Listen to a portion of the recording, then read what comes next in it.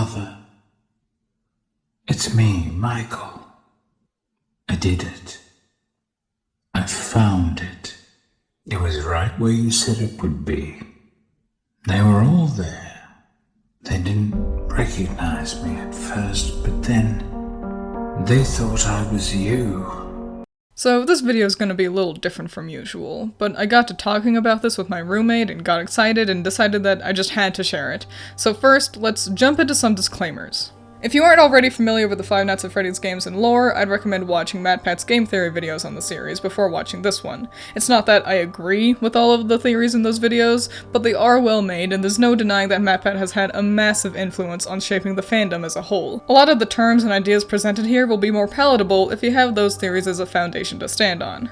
Also, I should mention that we're only talking about the main series Five Nights at Freddy's games here. The books aren't canon. FNAF World isn't canon, so we aren't going to be bringing them up. However, we will be using some shorthand offered by them, and what I mean by that is names.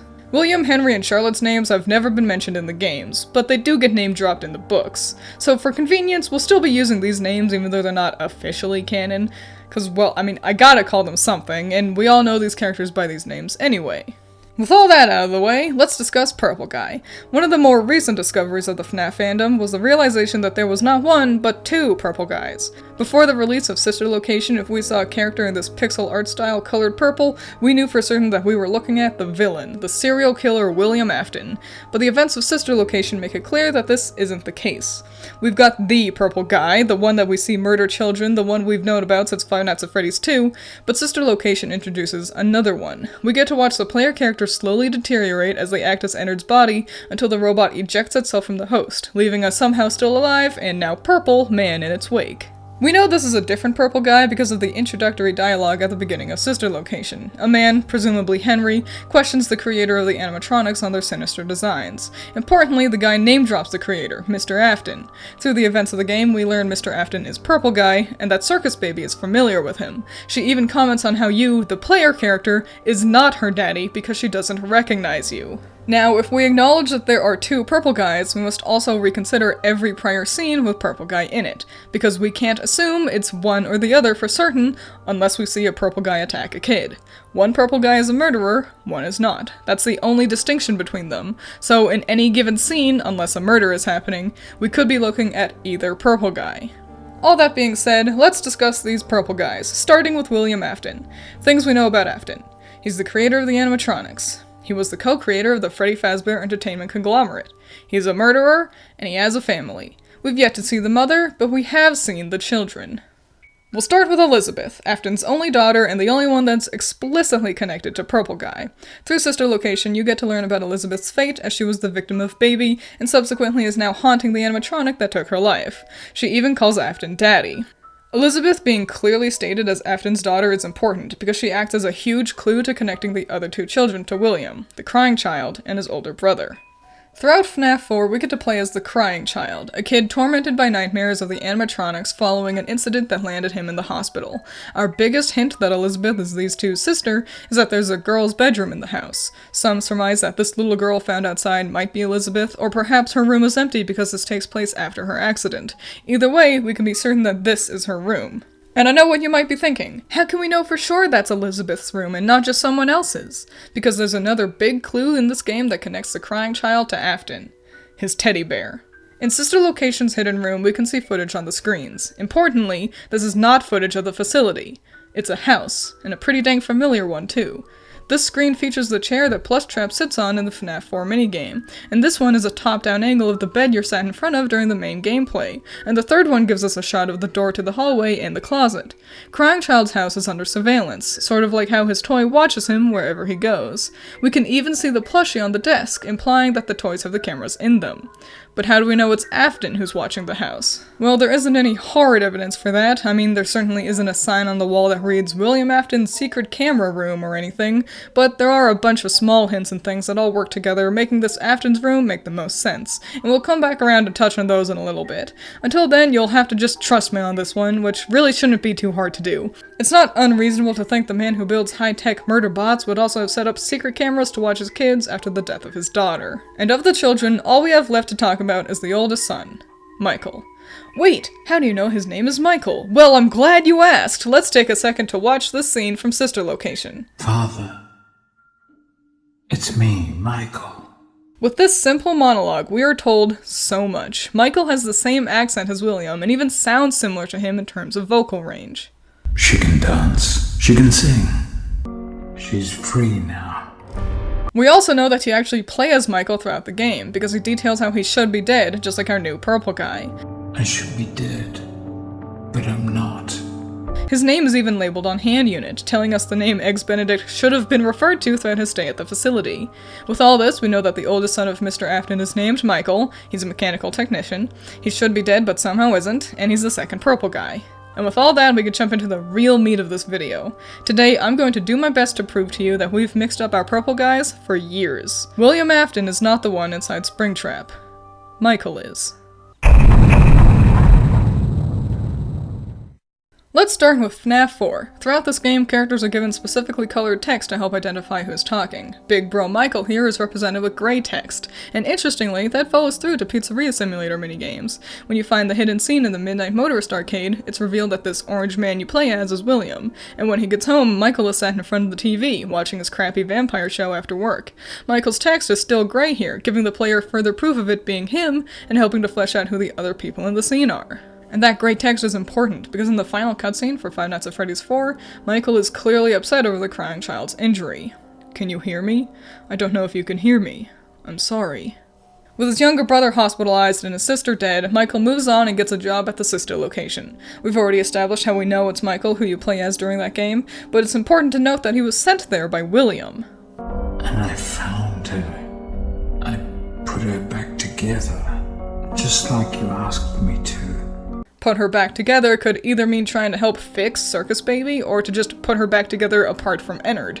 It doesn't really matter. We just know that, up until this cutscene, Michael had been doing what his father asked.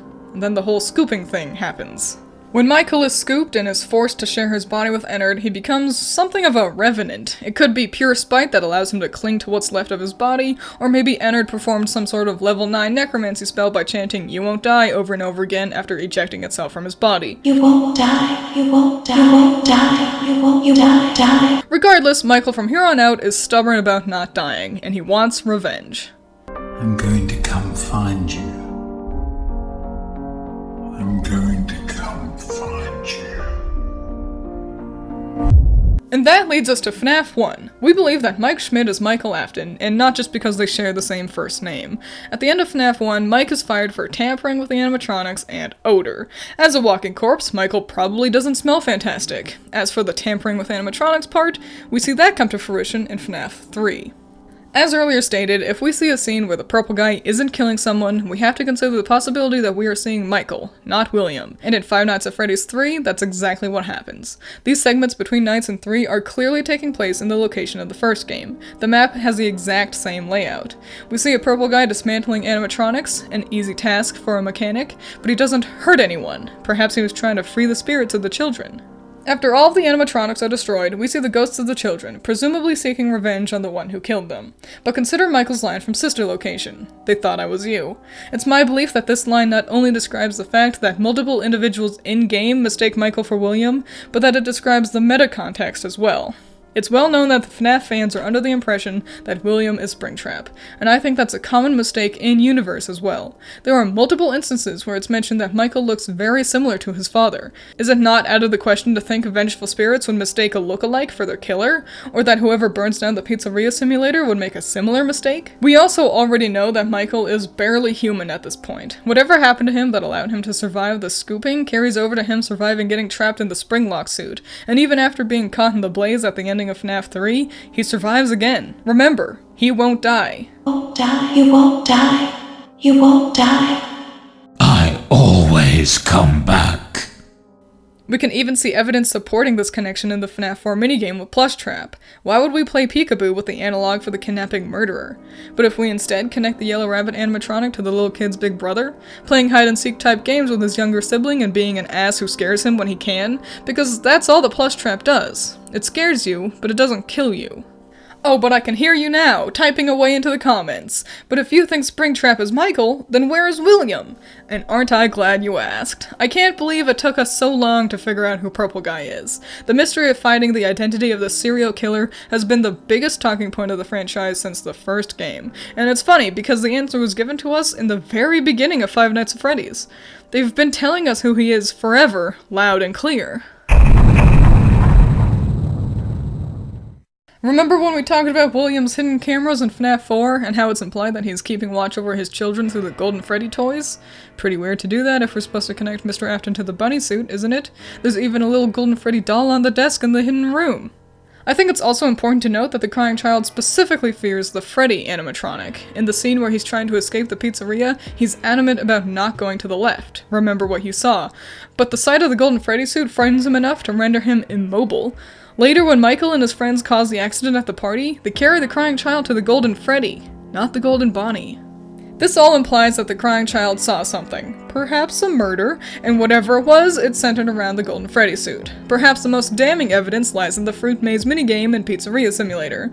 This is also where the most interesting case of the Mandela effect hit, at least for me. When I thought about the reflection you see in the final Fruit Maze game, I very distinctly remembered Springtrap standing behind the little girl, but upon new viewing I realized the image was different than I remembered. You very noticeably can't see the top of the animatronic's head, calling into question whether it's a rabbit or a bear. There is one thing we can see though, a bow tie, and we have only ever seen Golden Freddy wear a bow tie. In every instance we've seen Golden Freddy, he has a bow tie. We've never seen Springtrap with one. I think William used the Golden Freddy suit for his murders. But importantly, I don't think he's still in the bear suit like how Michael's in Springtrap.